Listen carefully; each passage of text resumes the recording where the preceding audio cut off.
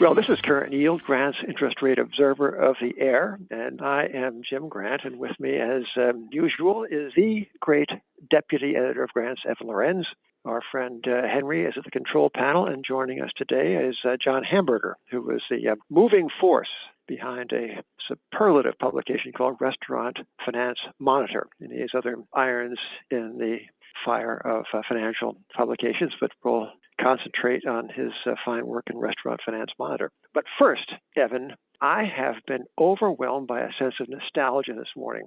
You know, the Ukrainian businesses, I suppose it's not everyone is struck most by nostalgic feelings, but I was taken back to the Cuban Missile Crisis of 1962. I was around, certainly reading the papers, and absorbed the propaganda from both sides that Russia felt free to install its missiles in Cuba, and we felt free to say, if you do that, it's all over. And there's similarities, of course, with today's Ukrainian business. But what most struck me in the nostalgic vein this morning was a headline, Evan. It was a quote, "City to lay out plans for generating better returns." That's from Reuters. And I was taken back 100 years. Now, I just was starting in finance 100 years ago, but I remember as if it were yesterday, Citibank's problem with a concentrated loan book in Cuba. It was underwriting Cuban sugar industry. And wouldn't you know it, a slip of the judgment of the credit committee allowed Citi to be exposed 80% of its capital to Cuban sugar loans. And then as now, sugar was a somewhat cyclical commodity, and it did recover its then prices, but not until 1945. And in the meantime, Citibank struggled, and its then CEO, Charles Mitchell, conceded to the Pecora committee investigating such things that, the bank might have been sunk had they not dealt with this at the time. So every generation or so, or perhaps every 15 years or so, there is some headline such as Citi to lay out plans for generating better returns. And it gives me a sense of solidity. It reminds me of the cyclicality of everything in finance, but also it grounds me that there are certain permanent truths in finance.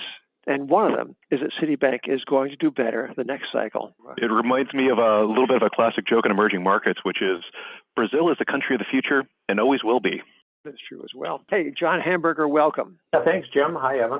Yeah, I have in my hand the February 15th issue of Restaurant Finance Monitor, and I commend this as the quintessential example of the micro illuminating the macro. I mean, between the pages, the covers of Restaurant Finance Monitor, you can learn all you need to know, and perhaps then some, about the microeconomics of restaurant finance. But there are also innumerable micro insights that spill over into the macro, and you get a sense of what we are pleased to call the economy, which is one of the concepts that is subject to grave distortion and elastic definition. One of the things that struck me, and Evan, I know you have your own impressions, but John Hamburger, when you write about Starbucks and its labor difficulties now, the attempts of some on the part of some Starbucks employees to unionize, you write as follows. So Starbucks workers, probably the best trained ones in the industry, are demanding higher pay, even twined with the union, so much for stock savings accounts, paid time off, parental leave, and tuition reimbursement. Close quote. Like, that's gratitude, or that's the labor market, right? That's exactly the labor market today. Starbucks is a great example. I think those of us in the restaurant industry look at that and we say to ourselves, if they're going to try to organize Starbucks with all the benefits, and Starbucks has been a leader in, jumping wages towards $15 an hour, all these benefits they offer, if they're going to go after Starbucks, who else are they going to go after? The poor little Burger King operator in Alabama. It's really interesting what's happened out there. One thing about the restaurant business, back in the fall, I think the restaurant operators that survived were all thinking they've hit the home run. They've hit it out of the park. There's fewer restaurants out there. Some analysts estimate roughly 10% restaurants went away during the pandemic. they have tremendous liquidity because the government pumps so much money into the restaurant business through the PPP loan program. The restaurant revitalization fund pumped money into it. So the survivors thought they had it made. And then boom, all of a sudden the Omicron comes along, the labor market tightens up, inflation goes wild. And you see now the public restaurant chains, their guidance going forward is they're not so sure any longer, and analysts are adjusting their estimates. So it's just amazing how quickly things changed in the restaurant business just over the last couple of months. Starbucks is a great example. Yeah. How much has the competitive landscape actually changed during COVID? Because when you last came on this podcast in 2017, you made the point that there was just too many restaurants relative to the number of stomachs in America. You said about 10% have closed. Have we gotten back down to like the correct number of restaurants relative to the dining public? And if so, kind of what does that mean once we get through this inflationary period? Yeah.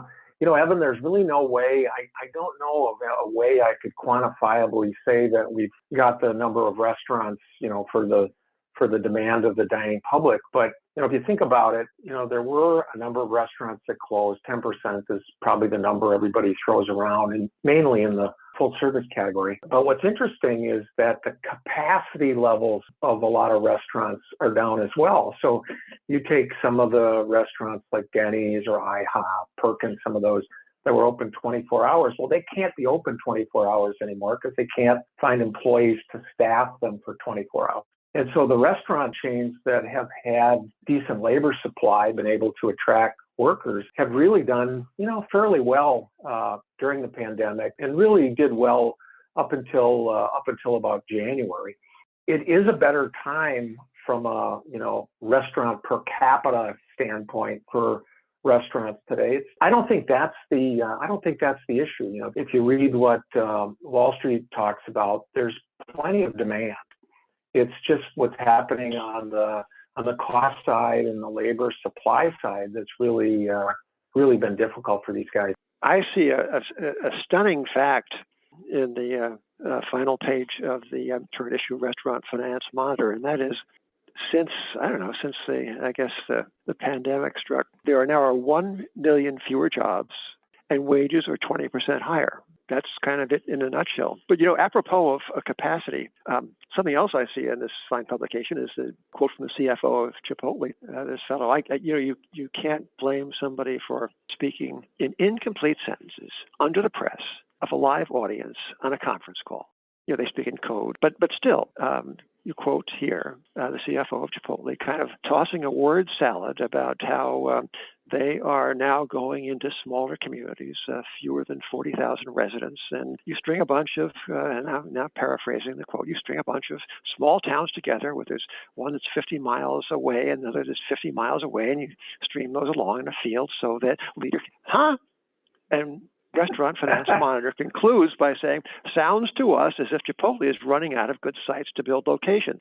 So that's usually the case when you start justifying going into towns of 40,000 or less and stretching them 50 miles apart, so one supervisor can visit each of the stores. I think the market has caught on there, though. I was looking at this morning before the call. Chipotle is down about 22% from its 52-week high, and year to date, Chipotle is down about 16.7%. And I think that maybe some people have caught on to that, besides the Monitor. Going on to what Jim was pointing out at the beginning, which is that restaurants are kind of like the economy writ small. You pointed out that a lot of restaurants can't stay open 24 hours a day because they're actually having trouble getting enough staff to stay open. And I know that people have pointed out that much of what has driven inflation since, March of 2020 has been kind of the economy shut down and people switching their purchases from services to goods. I mean, we saw used car prices skyrocket on the back of, both high demand and supply chain issues. But it does seem as we're shifting to services, we're running into kind of different constraints in terms of supply. Just given what you're seeing in terms of restaurants, their ability to ramp up to meet demand as Omicron ends and kind of their dealing with, commodity inflation and kind of wage inflation, how do you see this over the course of the year? Well, with the commodities being up and labor prices continuing, labor wages continuing to rise, it gives restaurants cover to raise prices. And it actually can be good for them because a customer comes in and sees the price of whatever particular product is up, and they know that, they know because they see it in the grocery store, they see it in the used auto market, they see it all around them that prices are up. So of course the prices in the restaurant are up. So you raise prices, doesn't necessarily mean your rent went up. If you've got a fixed rate lease, doesn't necessarily mean, your interest rate went up if it's got some fixed component to it. So it's not a bad thing for restaurants to get some cover to raise prices. And they bet on the fact that while labor costs aren't going to go down, you don't ever hear of situations where, the restaurant company forecasts lower labor costs, in the following month or following year. But commodity costs, can go down. They go up, they go down. And when they go down, you've got some cushion built in as a restaurant operator, cushion in the margin. The trick, and that's the tough part of running these restaurants, is how high can you raise those prices before the customer just says, I got an alternative. I'm going to skip going to Applebee's and spending $20. I'll go through the drive-through at Wendy's and spend 12, 10 or 12. And that, I think, is just starting to go on right now. We really haven't seen the numbers yet. I suspect the first quarter will, it'll tell the tale. We'll see what happens. Some of the really great brands, the ones that have really done well through this pandemic, Chick-fil-A, I think Raising Cane's is another one, in the Midwest has done really well. Should be okay, but it's really going to be interesting to see what happens to sort of these second tier, third tier restaurant chains when the customer starts to look at alternatives. Talk about the elastic band of affordability and the art. That's exactly what it is, Jim. I've seen it over the years. Restaurant guys, they love to raise prices when they get a chance. And they've been given cover, and it's just how far can you take it?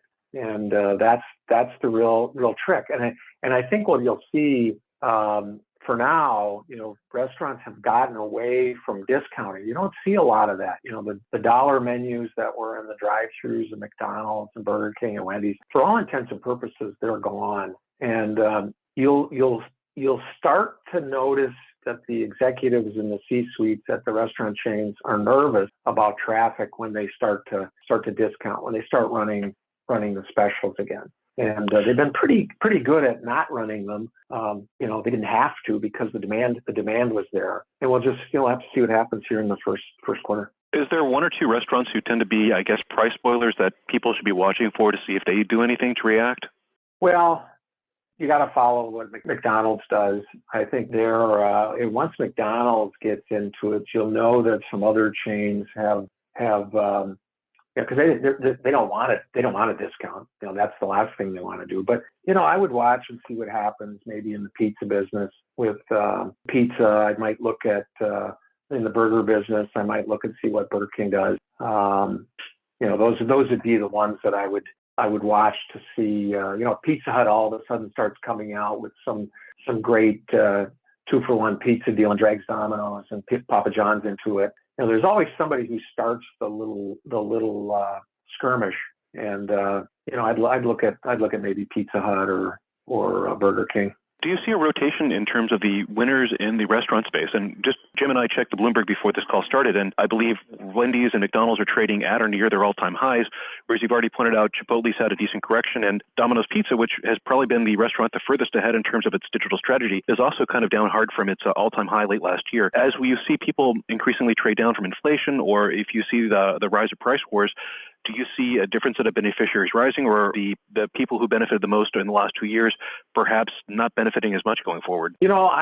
I like to think that the quick serve restaurants are the ones that are the best positioned for restaurants, for restaurant success going forward. I think they've got the best opportunity. They've got drive-through windows. They've got good systems for mobile ordering, for takeout, for delivery.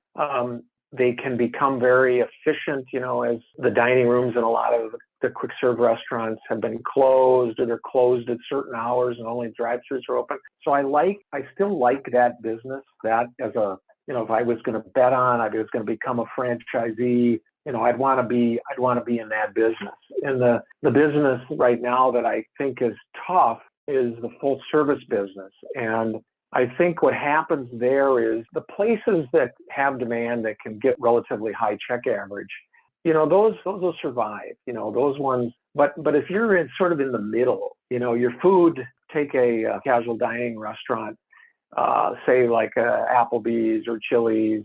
We'll take a menu item. We'll say a chicken sandwich or a burger. I'm not sure you could taste the difference between a burger or a chicken sandwich at an Applebee's or a Chili's from one that's produced at, say, Wendy's, Chick-fil-A. I don't know that you could taste the difference. But you think of all the costs that go into running those casual dining places. You've got wait staff that are that are being tipped, which adds to the check average. I think they're just in a tough position. They've got to provide value so they don't lose everybody to QSR, but they can't provide too much value because they won't be able to have a margin cover their costs. I like the fast food business. I think the casual dining business is a tough one. Well, let's talk about the future. Enough of this, present stuff. Markets are all about tomorrow. So I'm now looking on the final page of the current issue of Restaurant Finance Monitor.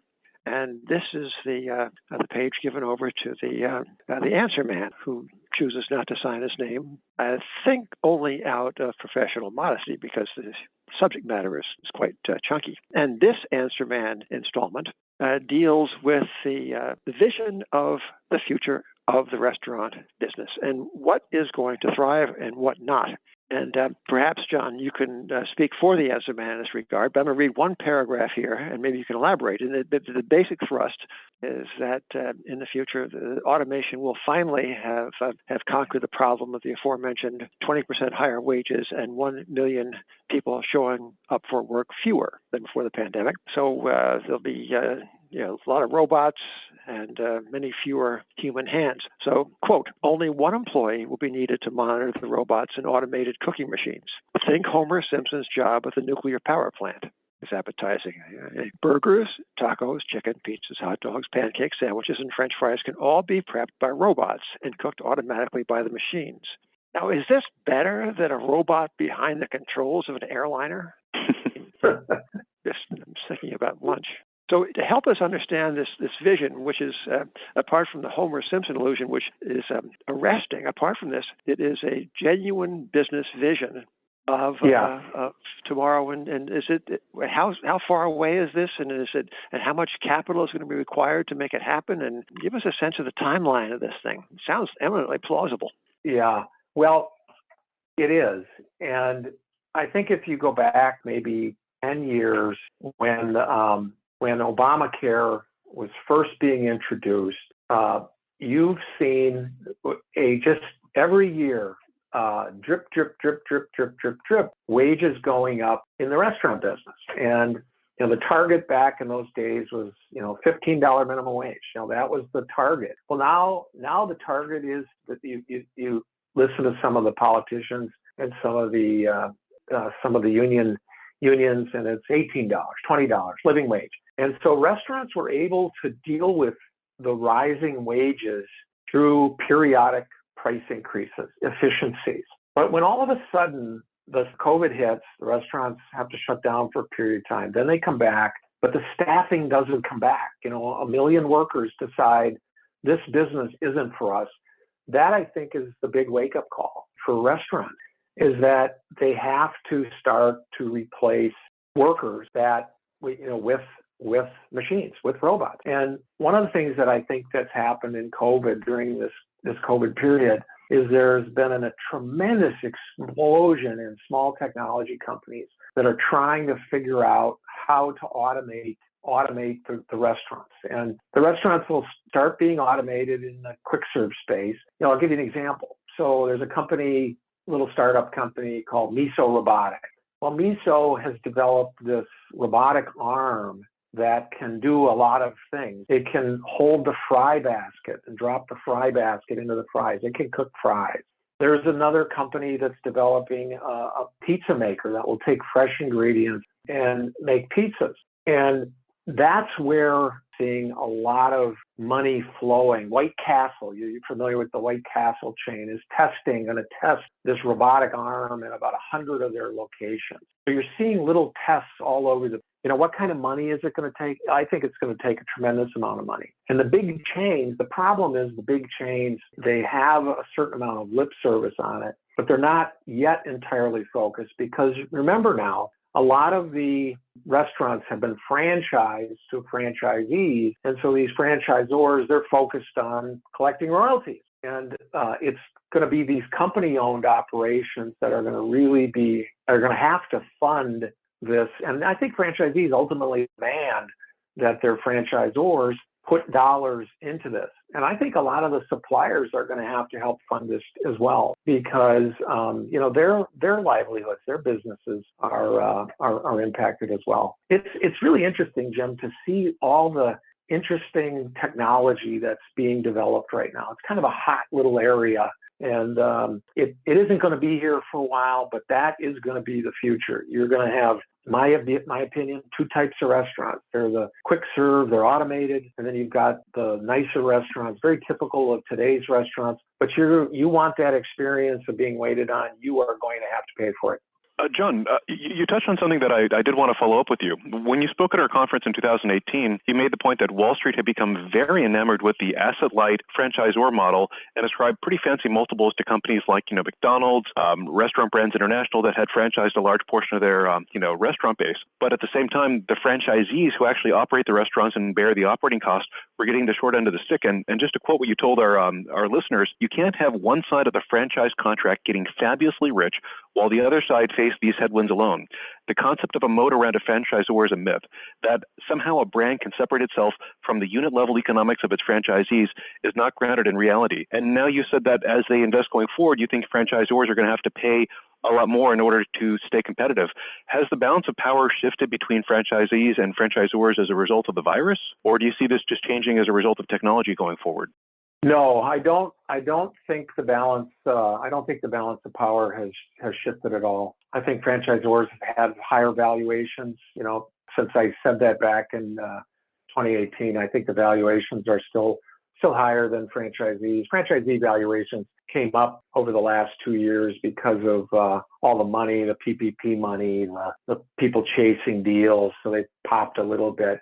But the franchisors still have all the power. They're the ones that control the marketing. They're the ones that control the R&D. So they're the ones that are really going to have to step up and help develop this. I think there's a lot of them looking at it, and they put teams together to do it. But I was going to use in the newsletter the Marshall Plan, where restaurants are going to have to get together and fund this. And I didn't use it. I thought it might not be appropriate. But that's really what it is. It's going to take a lot of money to do this. But I envision in the future, you're going to have highly technological kitchens that are going to be run by people that, run all types of manufacturing type machines. You're not going to need people to put the pickle and squirt the ketchup onto the burger. It can all be done.